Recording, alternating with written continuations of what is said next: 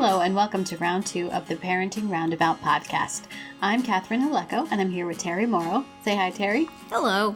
Usually on this podcast we talk about parenting issues, but once a week Terri and I like to get together to discuss TV, movies, books, and other entertainment topics because it's nice to talk about something other than parenting for a change. Yes. This week we are going to finish up with John from Cincinnati. We're going to get back to The West Wing along with the West Wing Weekly podcast.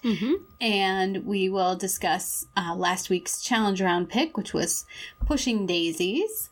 But first, the worst kept secret in show business, the Dancing with the stars were announced last week after they pretty much all had been leaked and discovered ahead of time. Yes. I was just following casually on things, and they kept updating posts with the latest on them, and they were all correct. So somebody knew what was Somebody knew, but it wasn't exactly like there was a big bombshell in this particular cast. Right. Maybe they leaked it just so people wouldn't get them all at one time and go, huh? Is that it? Little artificial excitement by leaking them out one at a time, I guess. Yes. But, it's the usual low wattage assemblage of, quote, stars, unquote.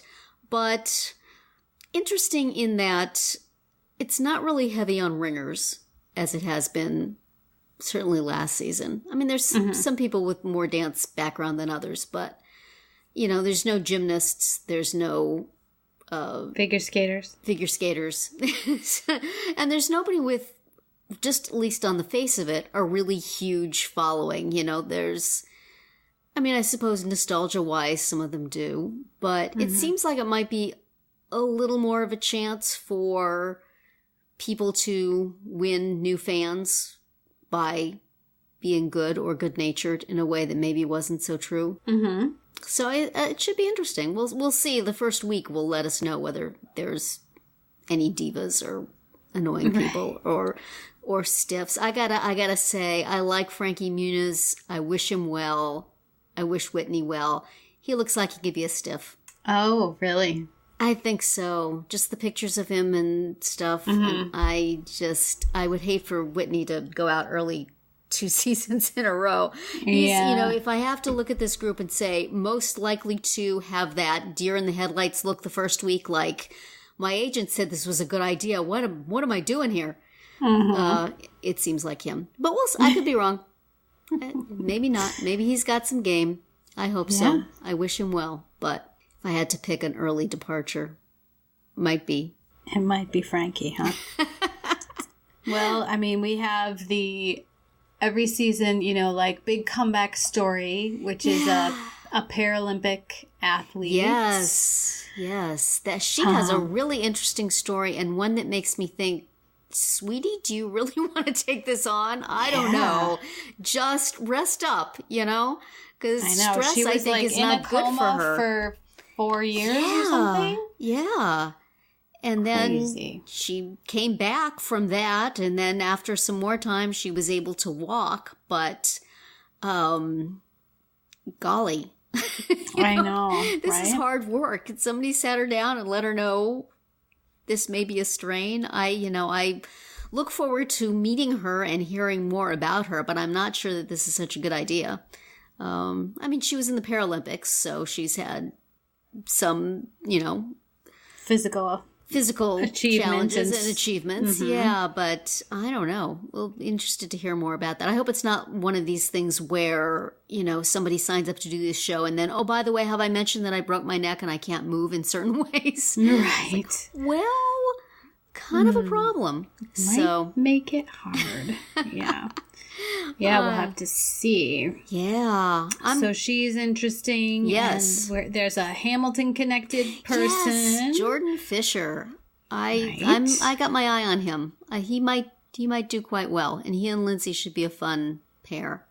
But yes, he was Philip and Lawrence in Hamilton on Broadway for a little while, and he was in Grease Live, the Tommy Kail directed Grease Live, so that's kind of another oblique Hamilton connection. And really, I remember people commenting on his one number that he did as being very good. So I'm interested to see. He's also a Disney kid, and they usually don't do that well, but one of these years, one of them's got to do okay, right? Yeah. It could happen. I mean, you'd think that somebody who has Broadway experience. Yes. Would. Maybe he's a little bit ringery, but I don't think his part in Hamilton involved that much dancing. And certainly the Hamilton dancing is not ballroom dancing, so that should be interesting. He's kind of an early pick for me, but we'll see how he does. I'm really curious to see the first night. That I feel like I'll have a better idea. They're doing something where you can pick online who you think is going to win, and then if you're right, you get entered into some drawing. A fantasy thing, fantasy league. And then I think every week you can guess. So you get to see a few weeks before you have to commit. But anybody else you're particularly exciting? Some athletes, some old boy band people. Well, one. Yeah, I mean, I have been known to watch the Property Brothers. Oh yeah, I'm interested to see how he does too. I like that show. Yeah, I mean, I was listening to something about him recently and how, like, those guys, they have their show and they also are trying to be country singers. Oh, dear. So that's sort of interesting. Oh, that's unfortunate. Yes.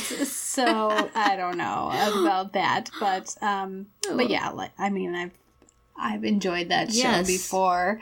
So I don't know. My 15-year-old knows who the violinist Lindsay Sterling is. Yes, I was going to ask you because she's like a YouTube person, right? Right. So my kids know who she is. I did not, but yeah, that could be interesting. I'm seeing a lot of talk that she and Mark will do many creative and unusual things together. Oh. So unusual in a good way. Unusual in a Mark way. Okay. His dances are often right. A little out there.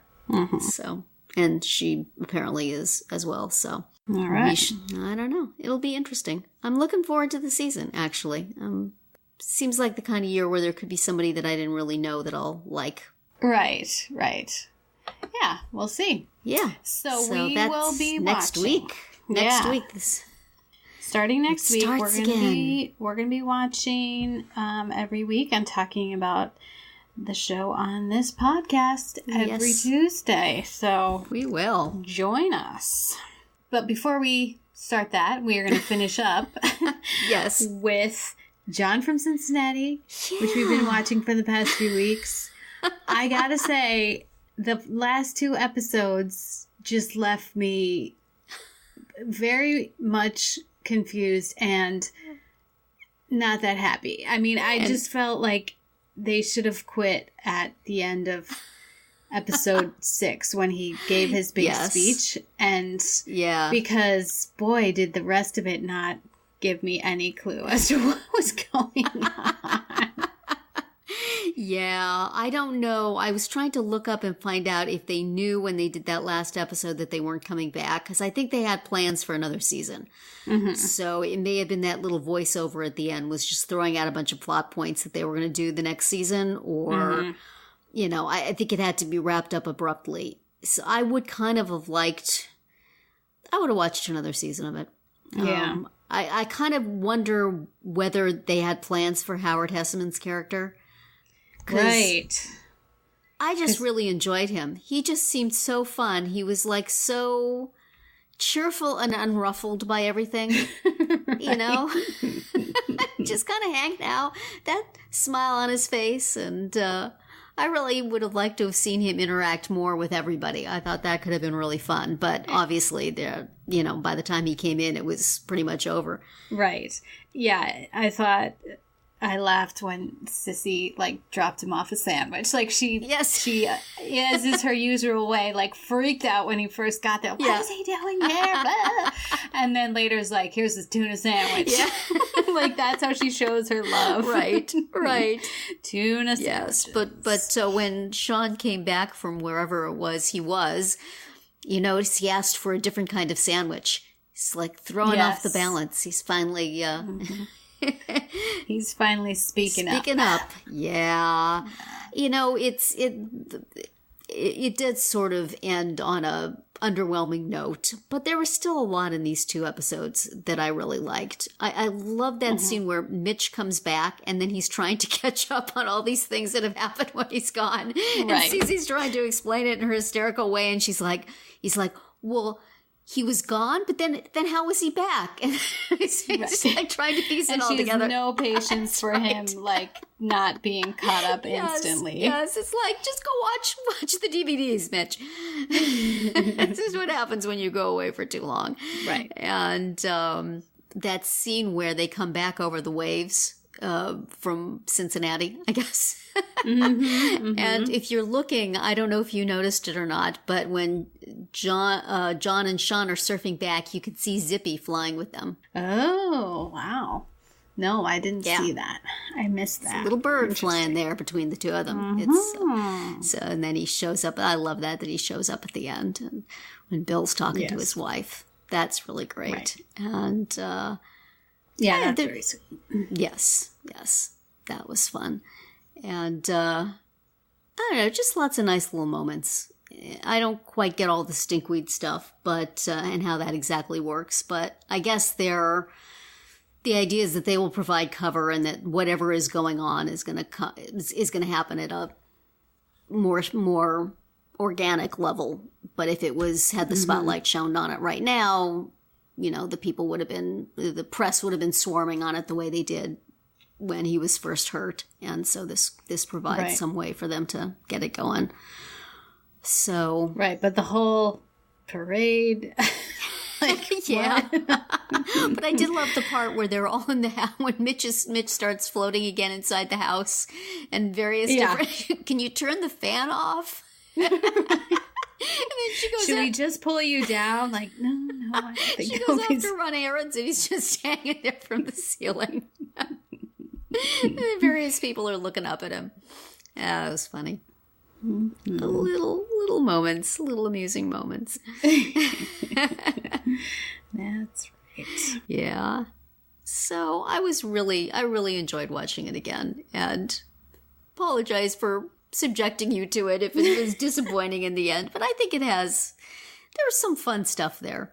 And just enjoyed the performances and the language and the weirdness of it, and the transitions of the characters as they started to heal in some way from all the stuff that's gone on. So for whatever it's worth. And seeing some of those actors in such a different role than you've seen them in before. Yeah, that's definitely. Interesting. Really nice. So that was it. A neat little 10 episodes of weirdness to fill in before we go back to the back to the Dancing ballroom with the Stars. Yes, totally makes sense, doesn't it? Oh, funny. Yeah. But before that, we have The West Wing. It had skipped a week just because we are watching along with the West Wing Weekly podcast. Right. And they skipped a week without telling us really? in advance.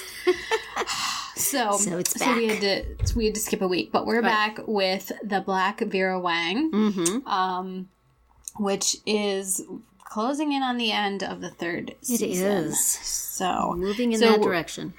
Yeah, and we did listen to the episode, but only in my case, I only listened to part of it because of to the West spoilers. Wing podcast episode. Yes, the podcast. Yes, they had an interview with Mark Harmon about his role as Simon Donovan, who's the Secret Service agent guarding CJ, and given that he has a multi-episode arc, there's really no way to talk to him about it without giving things away, and not even necessarily huge things, but also, scenes that you would like to see for the first time fresh without expecting something going to happen. So it was a very nice interview. I did listen to it since I know.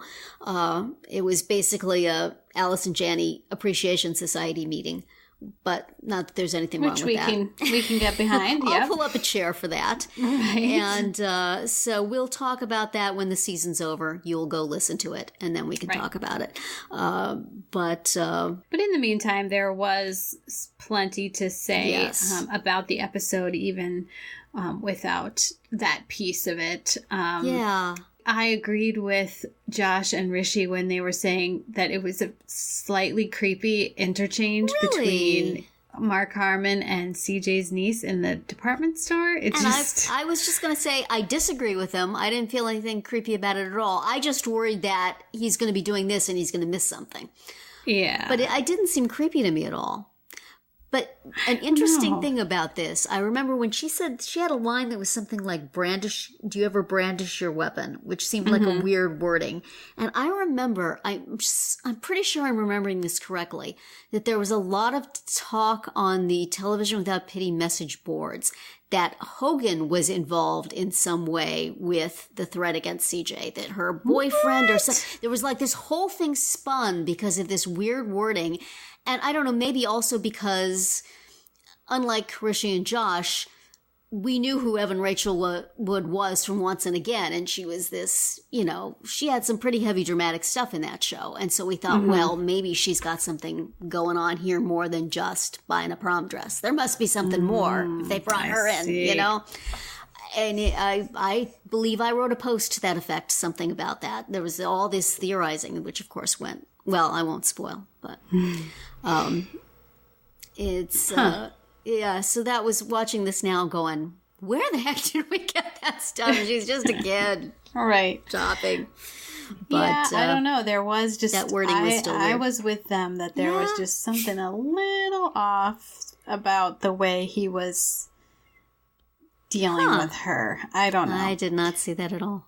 But that wasn't a huge may also be episode. A different time. I think that we've become more suspicious of things than we possibly were in those innocent days. Where Secret Service agents and 15-year-olds often cavorted together with nobody thinking anything of it. It does remind us that we haven't seen Zoe in a really long time. Yes, we have not. Which is too bad. She will be back. Oh, she will be back. But not this season. I don't think. But I do really love the interplay between Simon and CJ. I think they have really good chemistry, and they have a really fun back and forth, throughout it. And that part of the episode I really enjoyed. The rest of this episode, not my fave. Mm-hmm. Because of Sam. Well, I fast forwarded through that. You skipped over part of the podcast. I skipped over part of the episode. Seen it before. Know what happens. Do not need to see Sam have his idealistic heart stomped on. Stomped on by that horrible Kevin. Yes. And, as they were mentioning on the podcast, a lot of people told you not to do it, man. Mm-hmm. You were not going into this with blinders on. It was a unanimously declared bad idea, and you still had to go do it, and look what happened. Don't do that. So it's bad in so many ways, as Sam once said. So, I don't need to see that. I understand plot-wise, that's fine, but it's painful. I would like to remember him as, his recognition of idioms shaping foreign policy from the previous one. His highlight. Oh, yeah. But, and the moose meat thing, I don't know. It was okay. Right, it's just sort of there, like it doesn't, but it is kind of nice to see the parallel between Josh protecting Donna and then Donna protecting the intern. Yeah, but it ends with Donna being out $200. Well, true. I mean, that guy, for something she didn't want in the first place. Protecting because he was kind of a jerk. He really didn't. He a little squirrel. Yeah, I mean, the way he was just like, well, I don't have it. Like, yeah, if I was her, I would have said, okay, you know what? You are fired. Yeah, exactly. In fact, I thought that is the way it ended. I had forgotten how it worked out. Mm-hmm. Donna's soft-hearted, I guess. But yeah, like she had good, you knew what this was going in. You knew there would be no money. You competed for this. Right. It's like, it was a lot of work getting this gig. And you don't get to complain about it now. And, like, come on. That was dumb. Like, everybody knows that was but of course, the reason that it was not okay to do is because it wasn't really a gift that Josh got for Donna. It was some diplomatic thing that was given to Bartlett. So it's really all on him. It's really all on Josh. It's all on Josh. Come on. If it had actually been a gift that he had picked up at the airport, it wouldn't have mattered if it got put on eBay. That's true, yes. So very true. So he would have just been mad at Donna for giving away his present. Mm-hmm.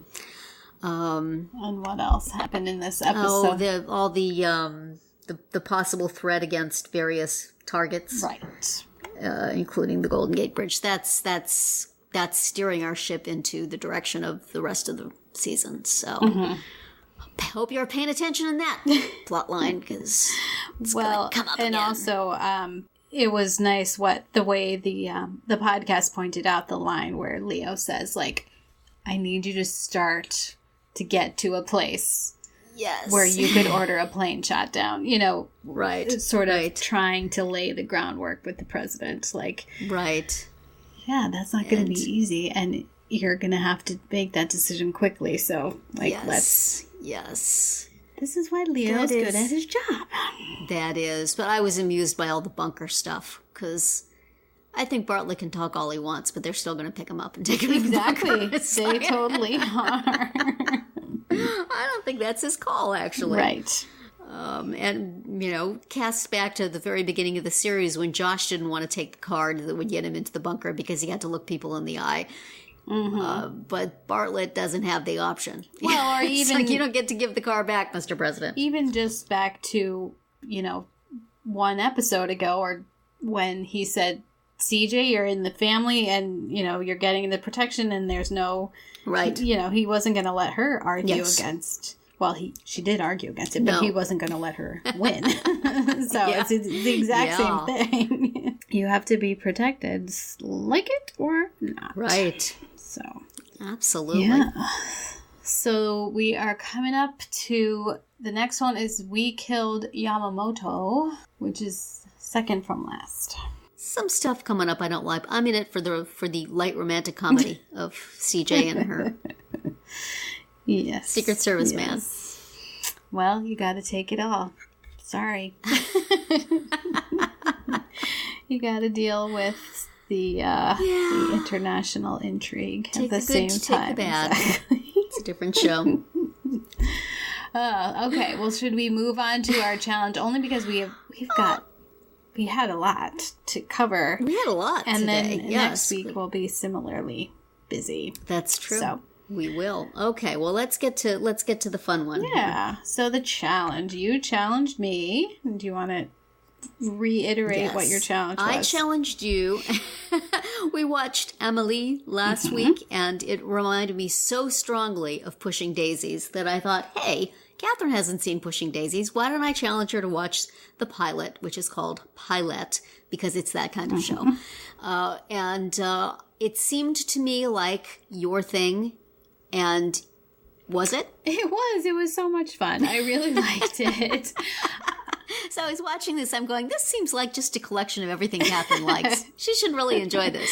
I did like it. You got your Jim Dale narration. You got your very Wes Anderson-y, Amelie-y plots and decorations and ways of doing things. Yeah, it's fun. And it was just, you know, even though it's all about people dying and people getting killed, it's so like just light and cheerful anyway, even though there's this central thing, which is that the main character, the pie maker Ned, has basically brought his childhood sweetheart back to life, but the condition is that he can't touch her. So there's that inherent like obstacle and sadness to the whole thing, but it's still like just so cute and fun. So it really is. It really is. Yeah. And lots of adorableness. Yes.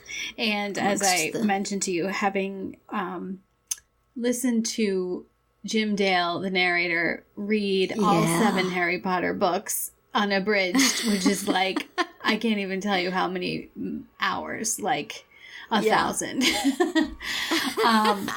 So just as soon as I heard his voice, it was like, oh, yeah, I feel like I'm reading Harry Potter and listening to Harry Potter again. Yeah. So, and it was definitely very storytelling-y. I mean, the narration runs all through and is very, very heavy. And he's listed as a cast member. Right. It's not like it was just for the very beginning to set the scene. It just keeps going. Yeah, which is just lends it sort of a really fun air to it, having that. It's very storytelling-y. Right. No. But well, and I guess I was a little surprised that it kept coming back to his childhood at the beginning of, because I went and watched the next two because I had the DVD. Yeah. So I actually watched 3 episodes instead of just the pilot, and in each one, it covers a little bit more of his childhood, a tiny bit at the beginning, which I thought was an interesting choice because I felt at first I just wasn't expecting that, because I thought, well, they set it up at the beginning. Here's the deal with this guy, but there's more. That keeps coming. I just watched the pilot again. I mean, I saw the whole series the first time, but I haven't watched it since. I was just reading the descriptions of the upcoming, of all the episodes that were in online, and that seems to keep going back. I mean, there's also, in addition to the central thing that he can't touch her, he also has not told her that, oh, by the way, I accidentally killed your father. So there is that writing through it also that keeps coming up. Yes, exactly. So, I mean, I still have the DVD and I have a little time, so I think I will watch a few more for sure. Oh, you should. Yeah. It's so fun. Yeah, it was really fun. And just some of the playfulness of the way things are shot are really enjoyable. I love that point at which they realize that her suitcase has something that the murderer wants, and then they go to that shot where you're in close on the ants, and then it pulls back and pulls back through the window and way out into the lawn, and then you see the shoes of the bad guy. Stuff like that is really fun. It gave it again, more of that storytelling sort of feel. And the 2 ants are amusing. Hilarious. Yeah. Really good cast. Really a lot of recognizable actors. I love that moment early on where Kristen Chenoweth's character is trying to get Ned interested in her, and she jumps up on a coffee table to be able to talk to him. Because she is a tiny little thing. I have been there, Kristen. You and me. I would do that same thing. Yes. It's conveniently placed coffee table. So she's very cute in it too, although she's somewhat of an antagonist as it goes along, but a cute little one. Right, and they have the cute dog too. Yes, the I guess eternally. I guess things don't die until he makes them die, which is potentially dangerous, but right. Once he revived the dog, had she been buried and he not gotten to her on time, that would have been a very uncomfortable eternity. Been there. Yeah, the dog, I guess, stays alive until Ned touches him again. So right, so, is that stick that with a hand on the end that he pets him with? The like suspension of disbelief is, for me, how did he not hug his dog immediately after he sprang back to life? If not, I mean, the dog ran off, but certainly when they got home, how would he not have said, Digby, you're alive? And then... Yeah. Overall, how did he exactly figure out, these are the parameters, yes. It's a little... It's like a time traveling... show. Like, you have to just, accept that this is the way it works. Wash over you. Don't ask too many questions. The rules are these, as Jim Dale would say. Exactly. Yes, I was amused. This, just as I was mentioning that Amelie had the thing where every person they introduced, they said what they like or dislike. In this one, he gives their age down to the minute every time you meet somebody. So... that's their little conceit. Yes. But if you hadn't already read Harry Potter and been traumatized by the experience, I would have challenged rounding you to listen to the audiobook because Jim Dale is just so fantastic. I did listen. I got like 4 free minutes of it on Audible, and I listened to them. And yes, he's wonderful at it. And I just bad memories of having to drag a reading challenged 4th grader through that. And then her teacher would give her vocabulary quizzes with some of the made up words. Oh, that's and I'm like, why not fair. Is this necessary? No, that's not okay. You should not have to use these things in a sentence. J.K. Rowling already used them in sentences. They're perfectly fine. Can we use... It's like, my kid is behind in language. Don't be teaching her. Made up words. Not true. Made up words. No, that's not okay. So, but yes, I did enjoy the narration. He is quite good, and he's wonderful in this. And it's very fun. And I enjoy Chi McBride as the Emerson Codd character. He's just so funny. Yes. He's I've seen him on other shows since, and he's always playing sort of some variation on this, but without the snark and the humor. Well, and I did enjoy... Slightly opportunistic humor. I enjoyed in the future episodes how it turns out that he knits to relieve stress. There's lots of little weird details like that in it that make it really fun. And they show him knitting little cozies for all of his money. His stacks of bills. So that was fun. It's very fun. Well, I was glad I was able to introduce you to this. I hadn't thought about it for years, but just that movie last week was so strongly reminded me. So it was really fun. I watched that episode a few times just because it was so fun to get back into that world and see how they... Yeah. And they're just all so cute. Yes, they absolutely are. I enjoyed it very much, so thank you for introducing it to me. As we talked about, why didn't I watch it when it first came out? And I think it was because I had a 2-year-old and a 5-year-old at the time. So that does make it difficult. Yes. Yeah, this existed in that weird little space of TV time around the writer's strike. So its first season is only 9 episodes because it got cut off by the writer's strike, and I suspect that's why it got a second season. Because the first one got cut so short. So, because I had remembered it as just like a 1-season wonder, and then I saw it had 2 seasons. But I think that's why. Either it was doing well enough that they wanted to bring it back, or they were just scrambling for content after the strike, or whatever. Right. It got to have more. You got second episode. You got to live and then they said another day. And then it died and nobody touched it again. So, oh wow. But I was reading some articles about it. They said that they had plans for the next season. They were going to actually bring Jim Dale on as a character and have him do stuff, and that would have been fun. But it's not to be. Well, but it's a nice little gem as it is. Yeah, it really is. So I'm going to watch a little more, I think. And I am going to challenge you to... Yes, what do you have for me next week? So, as you know, if I'm sitting around and going to watch TV, my default is usually some sort of home show. Yes.